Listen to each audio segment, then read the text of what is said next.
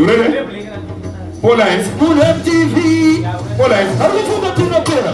No. To the singer? No. Kuta? No. Silta? Yawan. Yes, my king. Yes, my father. We got boss kids, a beat in the flip to the world. Remember, it's all about LC Martinez, never wanna entertainment this game. Right up and now, it's all about freestyle session. But the realness production, we got Equation, we got Drift NAC, we got Bukanya, T-Flex, to the flip to the world, we got Conan Ali. What y'all? My DJ, my selector, what you mean? Talk to me. What y'all? Somebody say, oh, yo. Oh, yo. Say, oh, yo. Say, oh, yo. Amareba kungemeka chani. Azimuro weide pani. Uyenda kutoza kunokora kani. Mapata ke amokuta wa kani. Umireri. Adapatu. Yali wane mafanzi matatu. Ile mafanzi matatu. Ema mafanzi matatu. Wacha. Chikisa ndo tochikisao. Kunyangwe baba mungo ndo totishikao. Chintu chikoro waka mwadidzidzao. Kapena gemu ndo nditadzao. Ndine mataidza akawanda unge pepura. Ndiri chikokopona ngale ndiri debura. Ndinende wingiwe hapura kadabura. Ndipepereko yewako mandova hapura. Konaka kuka kuchechi. Nema next. Nekati koda kubonda huku zikanzi kuchechi hakuna huyati huku.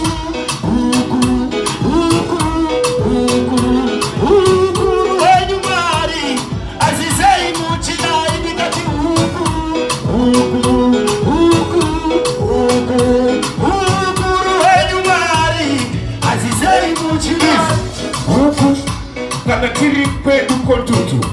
Huku hanzi inonzi ikuku. Saka waudza uti huku.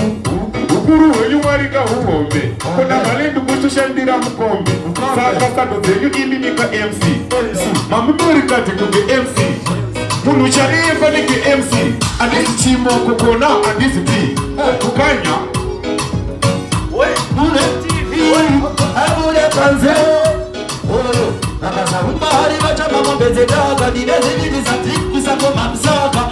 Aline indereka na rafanchoka. Watishiko na rafanchoka.